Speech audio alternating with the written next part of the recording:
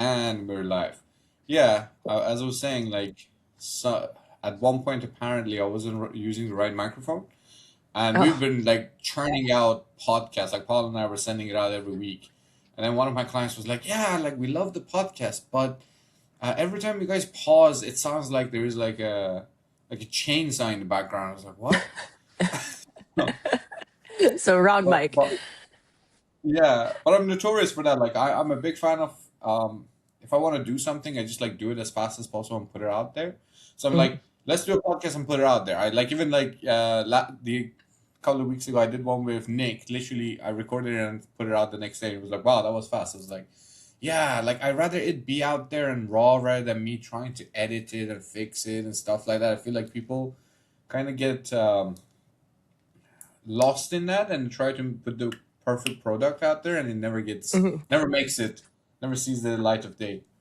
Which is funny because I think training's like that too. People are Mm. so concerned with whether it's their own fitness or working with clients, they're so concerned Mhm. with having every duck in a row first before actually going. It's like, nah, just go in, figure it Yeah. out. I've been teaching for Prescript for over a year and I've been using AirPods. And it's like Yeah. at some point I would like to get a better mic and at some point I'd like to have a better desktop setup. But, I Mhm. have what I have right now and I have the tools to help. So I'm going to do what I can. And then, you know, I'll eventually get a better microphone and then it'll be nicer for everybody. But in the meantime, like this works. It's still, I can clearly communicate. So, Yeah, and it's the like you add the value as well. Like people are still showing up, people still love it. I think like especially for me, your lab was one of my favorites. Since I came to Thailand, it was harder to show up to it because like the time difference just made it like at 2 a.m., 3 a.m. yeah. While in the UK, because I think I've told you this as well. One of the things that you did really well was sometimes in the labs, if you just go with the mindset of, oh, I'm just gonna answer questions, and then people don't show up with questions, like kind of facilitating and creating conversations, or just like putting some like I feel like you do this thing, is just like kind of put it on a plate, and he's like, what do you think? Like it's this. And it just starts creating conversations. So like I love that from the get go when you did the lab. So that was one of my favorite parts of it. Awesome. I appreciate that. There's always so many vets on the calls, right? Like the labs are meant for everyone to discuss. So if I hear my own voice for too long, I get annoyed because I'm like, I don't want to be talking. Like the whole point is for everyone to collaborate and for me to Mhm. facilitate the conversation so it goes somewhere productive. But I want to hear from the other coaches. I want to hear because everybody's got their own experience, everybody's got their own uh, expertise and how long they've been doing this and a different perspective. Even newer trainers like come in with a different perspective where I'm like, yeah, that's a great Yeah. thought. It's not where my brain would have went, but I like it. That makes sense. So Yeah, exactly. I think I was having this conversation with Paul earlier. Is like sometimes even the language we use have become so ordinary for us because we're within these circles and we do the same education and everything else. So it's like really easy for us to say certain things, right? And then like it does not make sense to someone who's new. Like we're like, oh, this is mundane, but it's something very specific or very advanced for them, right? But mhm. also then, as you said, like they can tell you the same thing in a different way, and like, oh, that's another way that I can talk about this. This is like I don't need to talk about it in these terms. I can make sense of it in whatever perspective they present, 100%. right? So Yep. I'm glad you said that, but now I've got questions. Like this is gonna be, I was Yeah. you did it for me because I was gonna like talk a little bit and then segue it into training, but you were like, oh, what you said is exactly like training. I was like, oh, perfect. We're already there.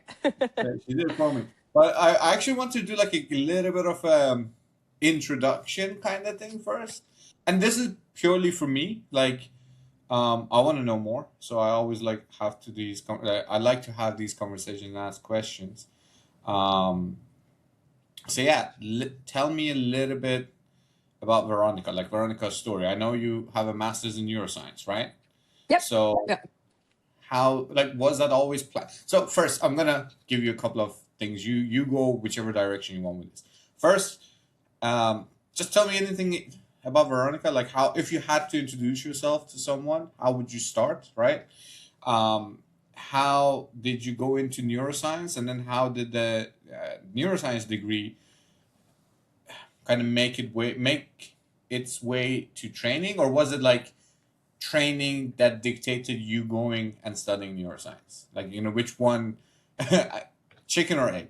Chicken or the egg. Yeah, exactly. And that's a good way to put it too. It's funny when I introduce myself, I just say, when people ask me what I do, I say personal trainer, and that's Mhm. it. And I don't really elaborate. And if people want to know more, they'll ask more, and I'll tell them like kind of what I actually do and what that looks like day to day. But at the end of the day, like my title is personal trainer. And so I ride off of that. That's what I've been saying since I started at a commercial gym almost 8 years ago now. Mhm. As far as my background in education, yeah, I went and did my undergrad degree at the university here. I live in Ottawa in Canada. I went to Mhm. Carleton University for my undergrad. And when I did my undergrad, I double minored in both psychology and neuroscience. And I just loved the dichotomy of the two because those, you can't have one without the other. So I found it really, really fascinating to have the psychology and the physiology of understanding people's behaviors and how they work. I found it really fascinating. I also just found the brain to be interesting because it's one organ I don't think we'll ever fully understand. Like hearts, livers, kidneys, there can be anomalies, but we figured them out. We know what they do, and but the brain is still something that has a lot of unanswered questions, and I find that really fascinating because I'm a forever learner. I'm just a student of life, if you will. But I really just like to always learn. I've always really been into my education, and so after I graduated, I was working at the hospital as a research assistant at our children's Mhm. hospital here in the city. And they told me basically that they were going to keep me on contracts and that if I got a master's degree, they could take me on full time at that point. And that was kind of the trajectory of my career at that point, where I was like, sure, I'll work in the hospital. I always like to learn. I like school. So research sounds like a good path to take. And there's benefits and pensions and things associated with that kind of job. Mhm. So I was like, seems like an adult decision. I'll do that. So I was like 22 at the time, 21, 22. It's like, seems like an adult choice. So I'll ride that out. So I started applying for different master's degrees. I applied for kinesiology, a master's in kin, a master's in epidemiology, which in hindsight, both probably would have been slightly more practical for like real world, what was going on at the time. And then master's in neuroscience, because I loved the department at the school when I was doing my minor for my undergrad. And it was funny because I hit this wall where I was just tired of being at a desk all day. I didn't feel like I was really contributing to anything. I know you eventually work your way up and you kind of got to look at the bigger picture, but you're not directly influencing anyone when you're in the Mhm. research. The research is important, but you're not directly helping people. And I'm a big acts of service gal. I like to just take action and do stuff. I like to be on my feet. And so after about a year, I realized it wasn't really my thing. And I was fortunate enough to get into all three master's programs. And so I had a choice to make. And around that time, a trainer came up to me at the gym because I had a lot of spare time. So I was just working out twice a day. Trainer came up to me at the gym. I grew up playing sports. So it was just kind of my segue after being done sports was just working out. Trainer came up to me and said, "Hey, have you ever thought about being a trainer?" Because we just had a really good conversation about motivation and people's behavior and kind of what it means to work out and what it does for people. He's like, "Have you ever thought about being a trainer?" And it was a very pinnacle like conversation for me where in that moment I just decided to do the things in life that I was going to be passionate about because I knew if Mhm. I had a really big interest and passion for it that I was going to do well in it. And so I thought, you know what, being a trainer is something that I thought was like a cool thing to do, but I never viewed it as a career. It's like, yeah, that'd be if I had a lot of money, that'd be cool to do. Like if Yeah. I didn't actually have to worry about life and supporting myself, that'd be fun to do, to train people. And so when he approached me with the opportunity to do it at the gym that I used to go to, and then at the same time, I was like, okay, well, I'm still going to do my master's, but why don't I just pick the thing that excites me the most? And that was neuroscience. And so I just started picking things that excited me. And that's kind of how I ended up on this trajectory. And 8 years later, here we are. Nice. I love that. I can draw a lot of parallels to like kind of what happened to me too, because you said it sitting at the desk. Because I come from an engineering background, right? I studied Hmm. electrical and electronic engineering. Had the same thought process of like I don't want to sit at a desk. Like I literally went and like did like worked in this damn project for 3 months. I was like, nah, I don't want to do this. And I just went back to uni and I was like, because at the time I was doing kickboxing, so I was like, how can I come and teach here? And they were like, oh, you need to go and get a qualification. As I was doing the qualification, the guy was like, have you thought about becoming a personal trainer, right? And I was like, yeah, actually, it's now with the knowledge that I have, if I look back at it, I think he was just trying to sell the course because I had done level Mhm. like because in the UK you have to do like a level two for to teach classes. It's called the fitness instructor, and then the level three will be a personal trainer. So I think Mhm. like the guy was just trying to sell the level three course to everyone, but like the way he presented to me, he's like, "You're really good at this. You should do it. You considered it?" I was like, "Yes, stranger. You know what? I'm gonna finish my life and do the thing." And I Hilarious. That made was the same. That was the same as me actually, because I know that the commercial gym I worked at, if you referred somebody to work there and they lasted more than 3 months, you got like a $500 bonus. So there you after I learned that, I was like, oh yeah, this guy wanted his $100. Great guy, super nice. Obviously, he worked there for a little bit while I was there. But yeah, it was hilarious because he and another trainer were both competing, and so they both put in a referral at the same time, and we both lasted more than 3 months, and so they got their $500. So I was like, hey, I'm happy you got your $500 because now I got a career that I really love. So go, right? And it's love that. The story even gets more similar, and it's funny how small things in life put you towards like, you know, I was talking to someone the other day. I was like, it feels like a butterfly effect, right? Like I was like, what got you into fitness? And then there's like very small mundane things that you can kind of pull on that thread and go back and like, oh, it was just this very small thing that this guy said, or like, or this opportunity that came here, or like this just small decision that moved me from here to here. And I don't know, I just love kind of pulling on that thread sometimes, just be like, what happened, and like, how I ended up where I am right now. yeah, oh yeah. Well, it's fun. I mean, I started working out at age 11 or 10 in my basement with my brother, and Mm. it's because he looked at me one day. We both played a lot of sports growing up, and he looked at me. He said, "Okay, I'm going to tell you the secret. Mom and dad didn't give us great genetics. We are not meant to be good at sports. So if you want to play sports, you're going to have to work a little bit harder than everybody else." And so I started working out in the basement with my brother, who was older than me. And so that's how I started working out. He was like, "Yeah, you just got to work hard because we don't, whatever it is, we don't have it. So we're going to have to do a little bit more." You have to. Oh, that's sick. Uh, so sports then, because I was totally the opposite. It's funny. Like I got into sports when I was like 19. I was a gamer. I was like Mhm. always been a gamer. I was making like I was kind of playing like semi-pro gaming at the time as well, and I just literally got into fitness when I was 19 when I went to university. Even that at school I would play like foosball, like during PE. That's the only like that was my sport. Epic. Right? Um, I love a good but game of foosball. it is so good. I'll and no spinning, right? Like I don't like people who spin there. Like you just have to like go bam. Yeah, Yeah, perfect. 100%. Okay. 100%. Spinning's cheating. Yeah, spinning is cheating.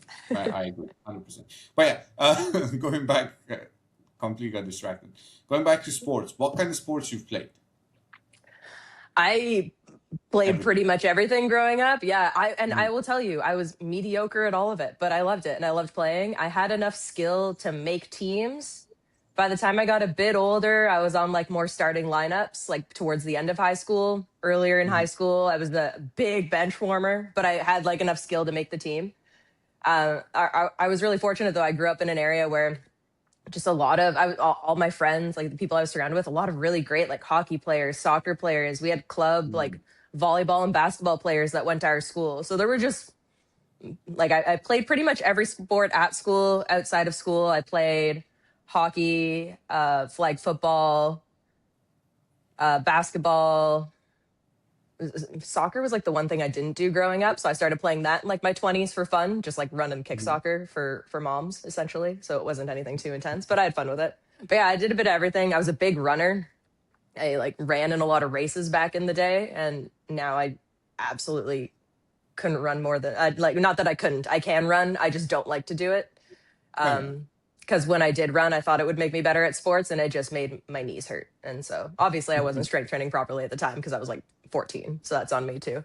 But yeah, so I ran a lot, but did like cross country stuff like that. But yeah, I kind of dabbled in a little bit of everything, which is why I think it is like the saying like jack of all trades, master of none. But I don't Mm. even mean that necessarily in a positive way because I don't even think the quotes in itself is necessarily positive. It's just I dabbled in so many things, so I got to experience everything, which I appreciate now because now I have so many different athletes that come and see me that I work with, tons of different sports. And although they're all obviously like better than I ever was at that particular sport. There Mm. is some empathy I have there for what's required out of the body to do that. And so I think it's definitely helped me be a versatile coach later in life. So I appreciate it now. Yeah, exactly. So it did work because I'm that I'm that annoying guy who always goes like, when you say something, is like, did you know? I'm like that shitty trivia guy who just like has learned random stuff and just throws it out. So actually, the did you know that like jack of all trades, master of none? The full sentence is it's actually a positive thing. It's like jack of all trades, master of none, but it's better to be master of something than master of nothing or something like that. I butchered it. So it's actually like I'm that guy. Whoever people like, whenever people use these analogies, I'll be like, Yeah. actually, the full thing is different, so you're using it wrong.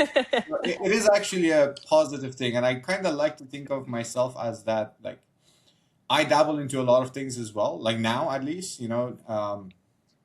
within our circles, like even when I started as personal trainer, I was like, I came from a kickboxing background, so everything was just like conditioning first when I did it. Then I got into calisthenics because I was like, yeah, calisthenics is the real thing.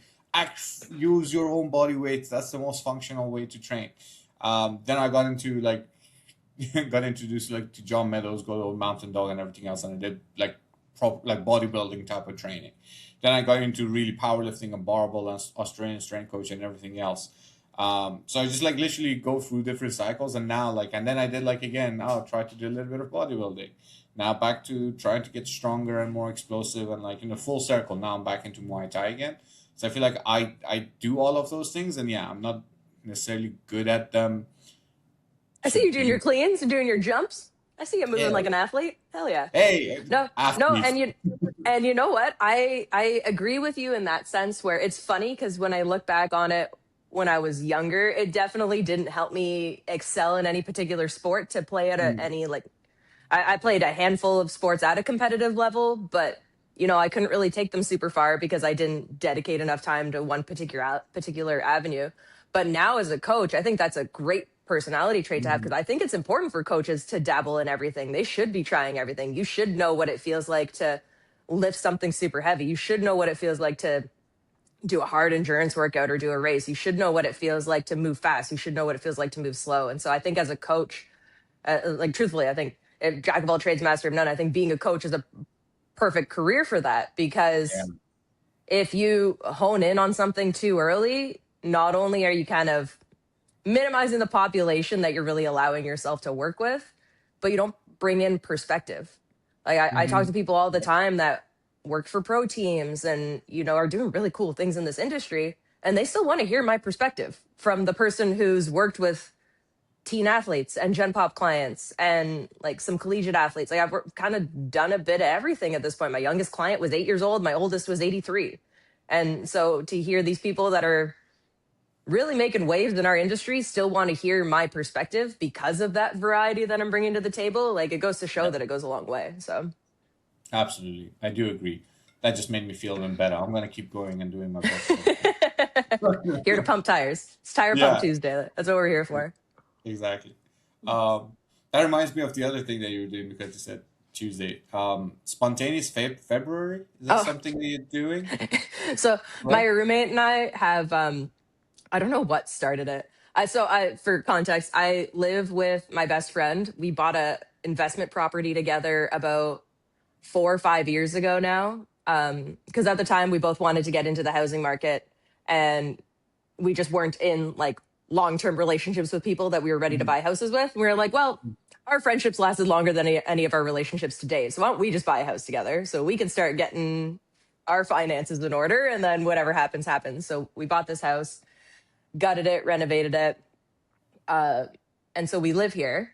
And I don't know what started. It's been so fun. Oh my God. Living with my best friend is like hilarious because we knew going it. It's funny because we knew we've been friends for so long that we knew going into it when we were going to piss each other off. And so we're Yeah. very good at navigating each other and like living together.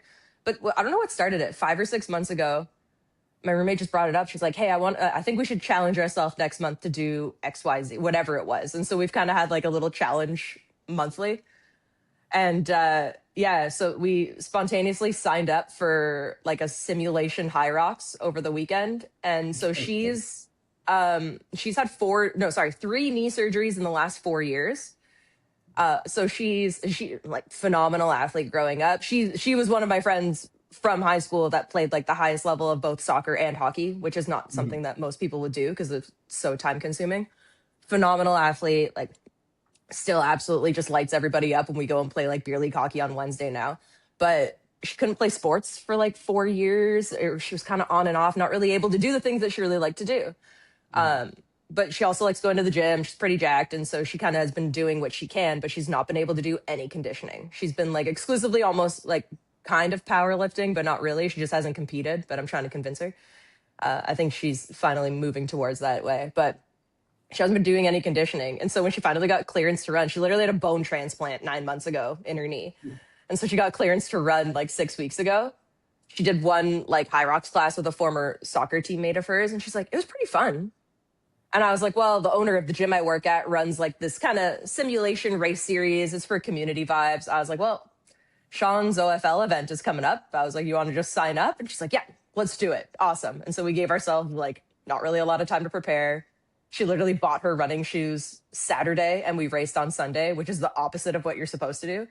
But yeah, we had a great time. So we spontaneously signed up for a high rock sim, crushed it, had a good time, and now we're looking for other things to sign up for. And we got some great responses on my Instagram story. Somebody said monster truck something.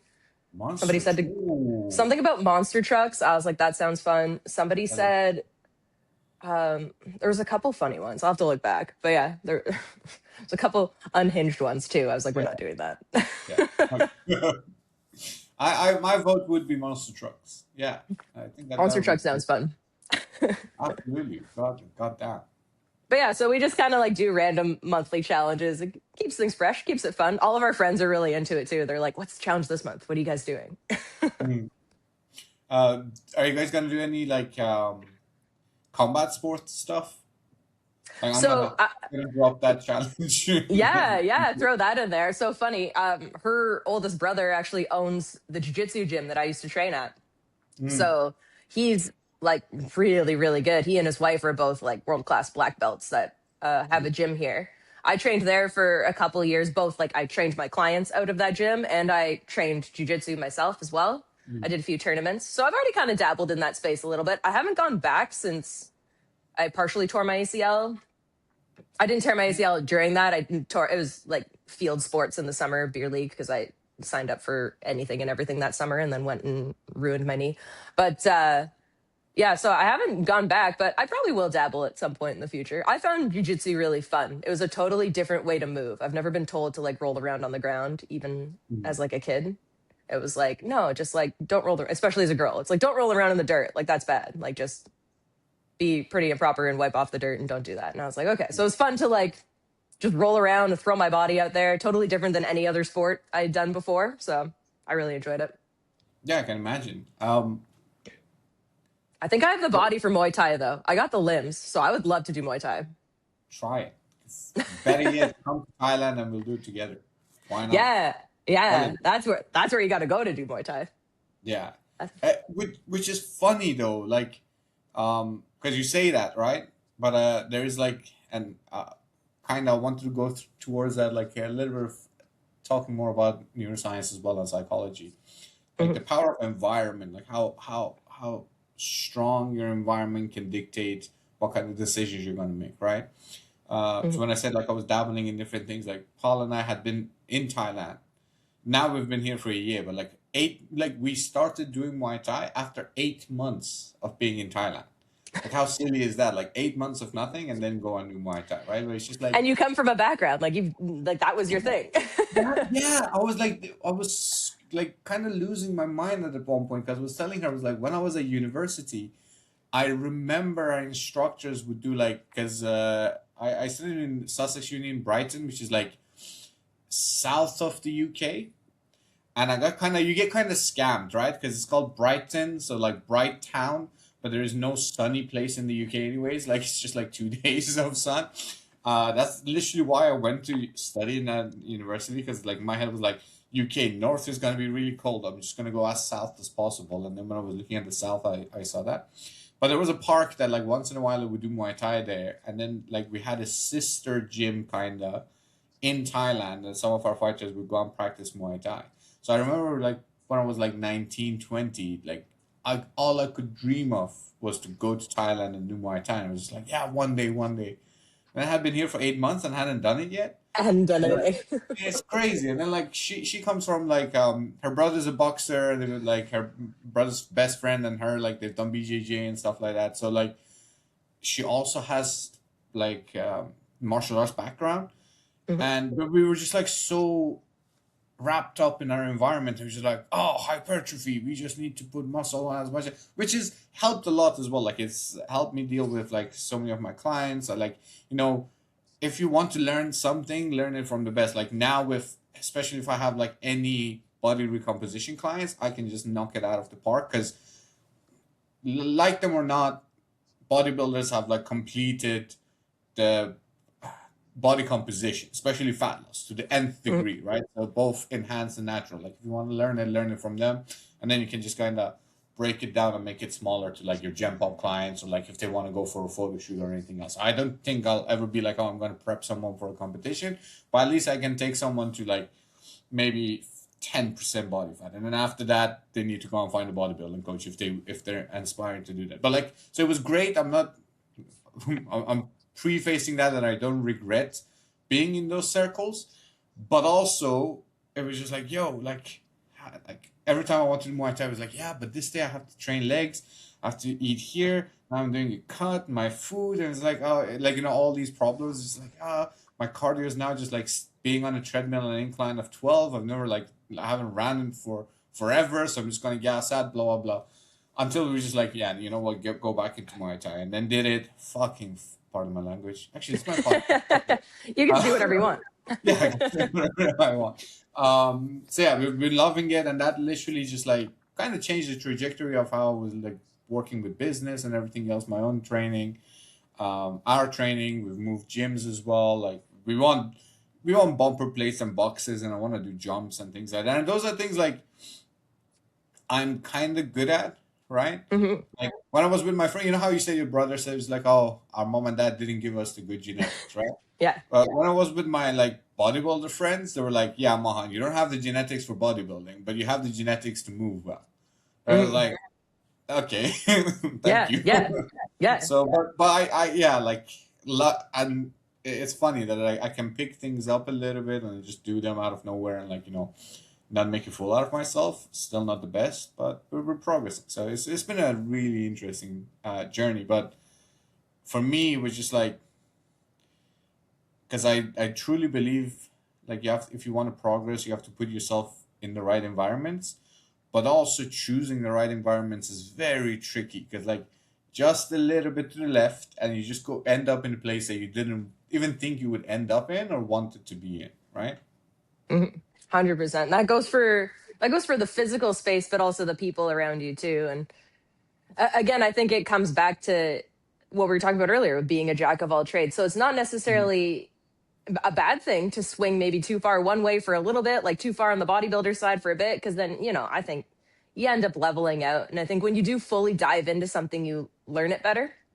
Mhm. Mhm. But I totally agree with you. There is definitely a difference because it's almost like in bodybuilding, the performance is the workout, Yeah. whereas in other avenues of athletics, the performance is the sport and the gym is meant to complement that. So you got to still perform quality movement in the weight room and perform quality reps when you're jumping, doing your plyos.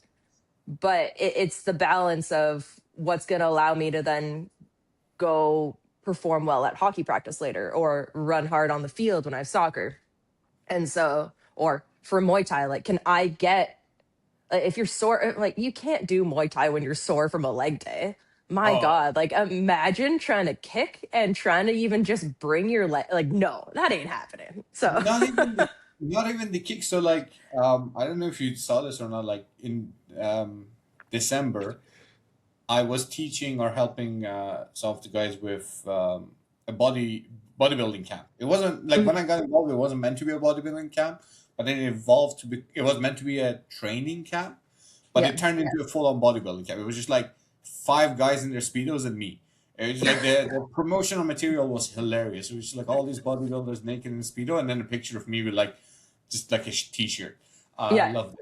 But so obviously, like they wanted to be trained like a bodybuilder and everything else, and we had to train their clients, and I just made so many great connections, which was fantastic.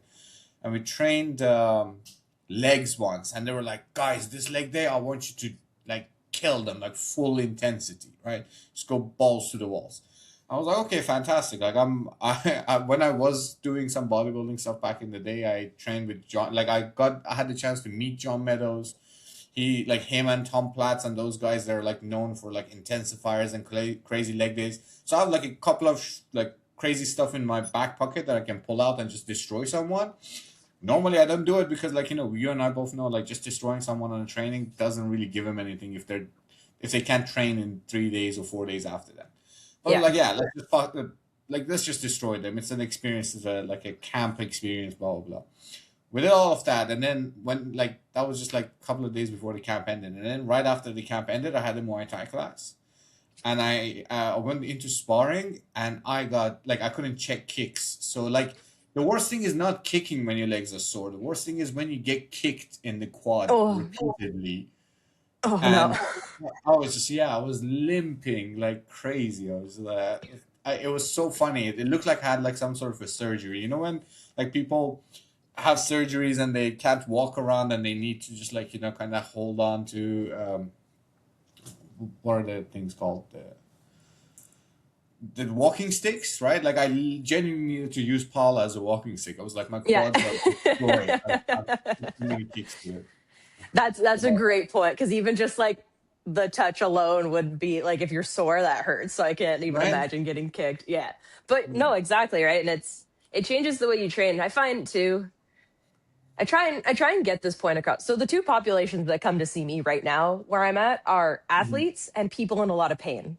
And so those are the two populations that I don't want hobbling out of the gym after, because they either are coming to me because they want to be in less pain and move better in their day-to-day life, not they don't want to I don't want to get a text from them that's like, "Hey man, had a hard time sitting on the toilet yesterday. Like that leg day was a little too much." Or I get my athletes that are like, "Yeah, I just got bag skated at practice and my coach told me I was slow. So, thanks a lot for that." It's like, "Oh shit." Okay, so either way, like I lost on that front, but it's not there is such a fine art, and I have so much respect for bodybuilding and like the way that you add tissue, but I mhm, find it's really the hard work in any kind of style of workout is in the effort, not necessarily. I think any trainer can crush someone. Like you really mhm, like it's not hard to crush somebody and make them hurt the next day. Any trainer can do that. Somebody who's walking in with their first day being a trainer, you hand them a client to work with. Like anyone can crush someone in a workout. But to be able to set up a workout with the proper constraints that get people to exert the amount of effort that you want them to put in that day, whether it's like 100% effort or like a 80-90%, or you're setting mhm. up the exercise where they can put it 100% effort and it's still not going to make them super sore. Those are Yeah. the kind of things that I find it takes nuances and trainers with a little bit more experience to get. And so that's why like I see some like even group class workouts sometimes. I'm like, yeah, sometimes people just need to get crushed and that's okay. Like mentally, like people just need to get crushed in a workout so they can get over it and realize that they'll be okay. And I agree Mhm. with that to some extent, but anyone can write a workout that's going to crush someone. Not Yeah. everyone can write and execute a workout with a client that's going to get the adaptation that you're intending to get, right? So, Mm-hmm. The analogy I use because like I I'm a bit of a coffee snob, and it's not by choice. me too. Yes. I literally just finished my espresso that I had to make at home because I didn't want to use the Keurig at work. There we go, right? I just like I was lucky enough to like make a friend in a coffee shop next to our gym, and like the way I explain it is to people who know shallow. Like this guy, his name is Shar. He's Brazilian. He's like for me, he's the shallow of coffee, right? And what I mean by that is like when people who are really um like they really love what they do, like they're very passionate about something. It's not just knowledge anymore, right? Like anyone, like you can be smart, but you can have the know-how and the experience and the knowledge and like the true passion that when they Mhm. talk about something it just moves you, like it kind kind of comes with that charisma, right? Like I didn't know anything about coffee. I would just like go and get like my normal coffee at a, like just like at Pret a Manger, which is in the UK. It was like I would get a filter coffee with a shot of espresso in it. That's all I understood for coffee was like caffeine, no flavors, right? And then he just like started like breaking down coffee for me, and he just turned me into just like this coffee snob that I am right now. But it was just a passion and the knowledge, right? So I like the analogy I use, like as you said, is like if you go to just like normal, Costa, Starbucks, and everything else, anyone can make a cup of coffee, right? And it's normally burnt, right? It's the same as like anyone can write the program, anyone can burn people out, right? But to Mhm. find that right proper extraction levels, like, like the, and if you get into coffee, you know how many different things there is, like especially like even in a espresso shot, right? Like the water, like using the proper filters for water, and like how like the things about the water that I even don't understand, but like temperature, like blah blah blah. All of these things go into it, right, to make that perfect shot of espresso, even.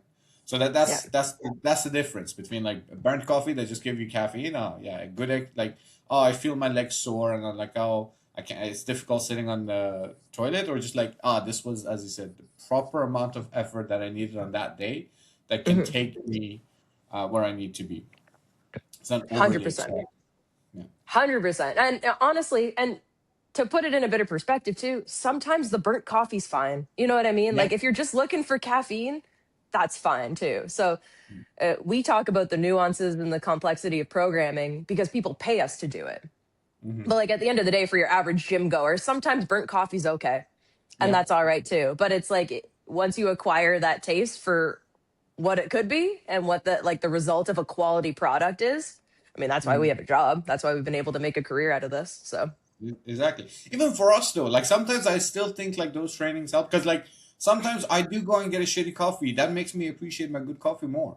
mhm, Sometimes I need to just like have that really burnt coffee. Then I'll be like, when I go like when I make it my own, like I have more appreciation for it. So I totally agree with what you just said.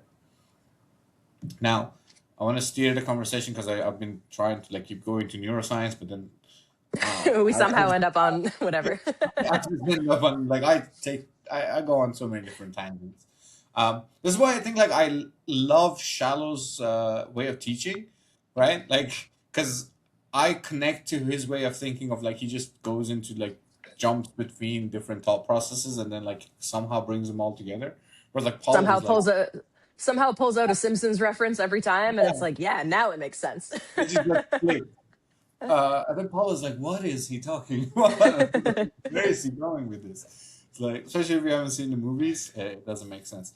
But with neuroscience, like at your disposal, like with the type of clients that you work with, do you think it helps you more on the software side of things or the hardware side of things? And what I mean, like, kind of mean by that is like do you think it's more the psychology behind it that like you pull the cards out of your psychology bag, or is it like understanding the neuroscience and like the thing how the brain works and how like how it'll help movement and everything else and like all of those. So like I'm assuming it's both, but if you had to pick one, which one would be like the winner? Yeah, it's funny. So I think there's two different uh both. The answer's both. Mm-hmm. When I make decisions for programming and when I make a decision in a session, if I'm looking to shift or adapt something, Mm-hmm. that comes from the lens of neuroscience. What I outwardly communicate to the client always comes from the lens of psychology. I don't communicate my neuroscience based decisions to my clients because it's not going to Mm-hmm. make sense. Because even sometimes in my head's running like a million miles a minute, figuring out it's like, okay, so for example, if I have a client come in and they're feeling super bagged from they had like all my hockey players are in playoffs right now and play downs. And so they've got games every other day. Their practice schedule is still the same. So they're coming in bagged when they come in for these sessions. So I'm trying to think, okay, from the perspective internally, I'm thinking, okay, skill acquisition wise, how can we do some damage today to build on a skill we've been working on in the program and still continue to see that progress and move them forward? So how can we move the needle skill wise? So what do I need to set up earlier in the workout that's going to be a bit more cognitive? require a little bit more demand out of the prefrontal cortex? What can I set up later in the workout that's going to be a bit more autonomous? They don't really have to think about it. They can just go. When we look at different areas of the brain, like that are trained at this point, like basal ganglia is minimizing co-contractions. And then you've got like everything's wiring through the prefrontal cortex. They don't even have to think. They can just start executing movement. So how do I set up how can I shift the workout in that moment? So that's something I'm thinking about. And then it's okay, if they're coming in really sore and in pain, okay, now I'm thinking of nociception and how that moves slowly through the nervous system. So how can I slowly ease them into a faster sensory input before I actually put them under any load? And so what steps do I need to take right now, whether it's rolling out on a foam roller or whether it's like them sitting down and me handing them like a Theragun and letting them just hammer their quad for the next 2 minutes, so what do I need to do to prep their nervous system to do what I need them to do that day? And so those are all the decisions I'm thinking of. So that's coming from the lens of biomechanics, it's coming from the lens of neuroscience. But then what I outwardly communicate to them is simply like, what hurts? What are you feeling right now? Like, oh, or tell me about your day. And then that way they can stop thinking about what's hurting because they're talking about something else that's going on in their day. And now I'm asking them like, oh, what did your coach say about X, Y, and Z? Or, oh, are you and your friends still mad at each other? You know what I mean? So it's like what I outwardly communicate to them comes from that lens of psychology of just building trust and rapport, kind of getting them out of their head and not maybe thinking about their sore muscles, or the reverse of let's stop thinking about that fight that you and your friend had and let's focus on what we're doing with our body right now, because now we're doing something a little bit more cognitive. So yeah, so to answer the question, there's not really one that I prefer over the other. I make my personal trainer decisions based on more complex lenses of like neuroscience and biomechanics. But then what I outwardly communicate to the client is just simple conversation and being a people person. Yeah, fuck, I love that so much. I think like to an extent like that's what everyone who's been doing coaching for a while and is good at it does it subconsciously to a certain extent, right? But like to be able to actually put it into these like two different categories, and articulate it that way, it's really good. So the answer is definitely yes. But like then I am preach because when I try to look at my education, I can get the mechanics side of biomechanics because I did engineering and I'm good at maths and physics. So those things make sense to me, right? But outside of that, I can't be like, oh, I'm really pulling from my educational background to help me with like my coaching. But whereas for you, I assume the neuroscience and psychology and everything else actually really helps take it to the next level. Yeah, I didn't think it did when I first got my degree. I really thought I was doing two totally separate things. I was like, yeah, I'm doing my master's degree and I'm working as a personal trainer, and they're separate, but I really like both, so why not? I was like, at the end of this 2 years, I'll come out with. I was working full time as a trainer, so my goal was when I was doing my master's. It was the first 2 years I was working as a trainer, working full time and doing school as well. It was a crazy 2 years, but it's like, well, at the end of this 2 years, I'm going to have a fancy piece of paper and I will have enough money to put a down payment on a house. And that was the goal. And then they somehow blended together and that was actually in taking courses like through Prescript with Shallow and everybody else on the team. When I was taking the courses as a student, that's when I first realized I was like, oh no, these things do cross over. This is helpful. So it was very enlightening for me. It was very nice to know that my fancy piece of paper also had a place in what I was doing. But yeah, no, absolutely. And then, yeah, and I think just simplifying everything for clients outwardly makes coaching better. And some people like to know. Some of my clients asked, they're like, hey, why are we doing this? Or why does my hip feel this way when we set this exercise up this way? And I'll tell them. And I'll give them a very short answer. I don't go into a ton of detail, but I'll give them a good answer. I'm like, okay, that makes sense. Like the other day, I had a client who she came up to me and she was like, yeah, like right here is sore. And she's like pointing like just in between her shoulder blades on her back. And she's like, yeah, it's really sore. And I don't know. I'm like, okay. So in my head, I'm going through, okay, what drills are we going to start doing now to get some T-spine extension rotation? How can we get her moving like maybe laterally through the rib cage? Because we're not getting a lot of that right now. How can we get breathing set up properly while we're lifting today? So that's just creating more expansion and compression where we need to along the rib cage. So I'm thinking all that in my head. But outwardly to her, I'm making her do an exercise. And then I just ask, how does that feel? and that's it. And so, and then she asked me afterwards, she was like, hey, why did it work? Like, why is it that happened? And then I kind of went into a little detail for her. It's like, okay, cool. Magic. Hmm. Yeah. Witchcraft. That's it. Which, That's the answer. yeah, exactly. I feel like sometimes also like you get some clients who actually ask you to like how these things work, just to kind of get a little bit more rest time. Have you noticed that? Mhm. Just like, oh, so yeah, tell me. Oh, oh, I had a client for like 6 years straight, and she just knew what topics would get me riled up. And she would intentionally just bring them up so she could have a longer break because she loved just chit chatting in between sets. So Yeah, she'd be like, "Oh, I did you see this? What do you think of this?" I love and hate those clients because like suddenly you're like, God damn it! Like now I've been talking for like 5 minutes about the thing that they like, no, this got me Yeah. going. It was usually And some kind of reality TV thing too, where I was like, "Oh, don't even get me started." And so anyway, we'd go off on it for like a very long tangent, and I'd be like, "Damn it, that was a 7 minute break instead of a 2.5 minute break, like it yeah, was supposed to exactly. be." Really love that. Um, and that brings me because you kind of talked about it as well, like the whole experience with Prescript. Like, how did you go from Mhm. doing the lectures to eventually working for them? Yeah, yeah. So I started taking the courses back in 2020, I believe, is when I took my first Prescript course. I think end of 2020, I took L1.